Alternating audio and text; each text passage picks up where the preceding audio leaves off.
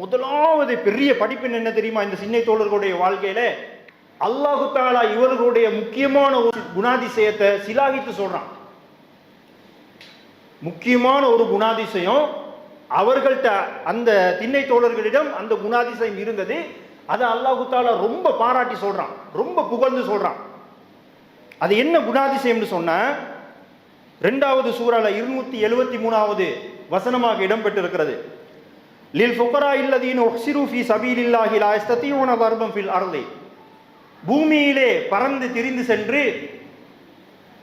வியாபாரம் செய்ய முடியாத, பொருளீட்ட முடியாத, அல்லாஹு தஆலாவுடைய பாதையிலே தன்னை அர்ப்பணித்துக் கொண்ட ஏழைகளுக்கும் இந்த ஜக்காத் உரித்தாகும். அவங்களுக்கும் இந்த ஜக்காத்து கொடுங்க. ஏன்? 2 காரணம். ஒன்று பூமியிலே பறந்து திரிந்து வியாபாரம் செய்வதற்கான சக்தி அவங்களுக்கு இல்லை. ஏன் இல்லை? அல்லாஹு தஆலாவுடைய பாதையில தன்னையே அர்ப்பணித்துக் கொண்டார்கள். இதுதான் அதற்கான காரணம். ஆகையினால் அல்லாஹ் என்ன சொல்றான்? ஜக்காத் வரும் பொழுது அந்த ஜக்காத்துல இவங்களுக்கும் ஒரு பங்கு இருக்க வேண்டும். யார சொல்றான் அல்லாஹ்? இந்த அஸ்ஸாபு சுஃபா திண்ணை தோழர்களை பத்தி தான் சொல்றான். தொடர்ந்து என்ன சொல்றான் தெரியுமா? அவர்களுடைய குணாதிசயத்தை பாராட்டுறான். என்ன பாராட்டுறான்? யஹ்சபுஹுல் ஜாஹிலு அக்னியா மின தஅஃபுஃப். அவர்களுக்கு இருக்கின்ற தன்மான உணர்ச்சியின் காரணமாக, அவர்களுக்கு இருக்கின்ற சுயமரியாதையின் காரணமாக, அவர்களை பற்றி அறியாதவர்கள் அவர்களை பார்க்கும் பொழுது என்ன நினைப்பாங்களா? பணக்காரர்கள் நினைப்பாங்களா? பொதுவாக பணக்காரன்னு சொன்னா கையேந்தி போவாங்களா? கையேந்த மாட்டாங்க, அடுத்தவன்ட்ட கேட்க மாட்டாங்க, பிச்சை கௌரவ பிச்சை ஒன்றுமே கேட்க மாட்டாங்க. இவங்க என்னண்டா பள்ளியிலே உட்கார்ந்துட்டு இருக்கிறாங்க, வேலை வெட்டிக்கே போக மாட்டேங்கிறாங்க. இதை பார்த்துட்டு இவர்களை பத்தி அறியாத ஒரு மனுஷன் வந்து பார்த்தா என்ன நினைப்பானா? மிகப்பெரிய கோடீஸ்வரர்கள் போல அப்படின்னு நினைப்பானா? அல்ல அப்படியே சொல்றான், யஹ்சபுஹுல் ஜாஹிலு அக்னியா மின தஅஃபுஃப். அவர்களுடைய தன்மான உணர்வு, அவர்களுடைய சுயமரியாதை. ஏன் கேட்காம இருக்கிறாங்க? என்ன இல்லாட்டியும் பரவாயில்ல, அடுத்தவன்ட்ட கையேந்த கூடாது. அந்த சுயமரியாதையின் காரணமாக அவர்களை பற்றி அறியாதவர்கள் அவர்களை பார்க்கும் பொழுது பணக்காரர்கள் என்று நினைப்பார்கள்.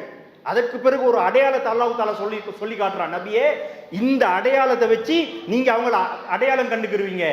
தஅரிஃபுஹும் பிஸீமாஹும் லா யஸ்அலூன அன்னாஸ இல்ஹாஃபா. அடுத்தவர்களிடம் கெஞ்சி கேட்க மாட்டார்கள். இதுதான் அவர்களுக்குரிய அடையாளம். என்ன அடையாளத்தை அல்லாஹ் தஆலா சொல்றான்? லா யஸ்அலூன அன்னாஸ இல்ஹாஃபா. மனிதர்களிடத்திலே கெஞ்சி கேட்கவே மாட்டார்கள். இதுதான் அவர்களுக்குரிய அடையாளம் என்று அல்லாஹ் தஆலா சொல்லி காட்டுறான்.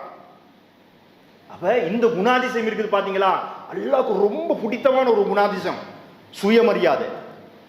அடுத்தவன்ட்ட கையேந்தாமல் தன்ட்ட என்ன இருக்குதோ அதை வச்சு வாழுவது இருக்குது பாத்தீங்களா? அது அல்லாஹ்வுக்கு ரொம்ப பிடிக்கும்.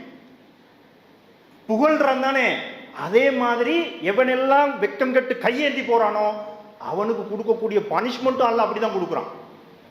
எந்த அளவுக்கு புகழ்றான்டா அவனுக்கு எந்த அளவுக்கு அந்த விஷயம் பிடிக்குது, அதே மாதிரி இதுக்கு தலைக்கீழா செய்யும் பொழுது தண்டனையும் அப்படிதான் அல்லாஹ் தஆலா கொடுக்குறான்.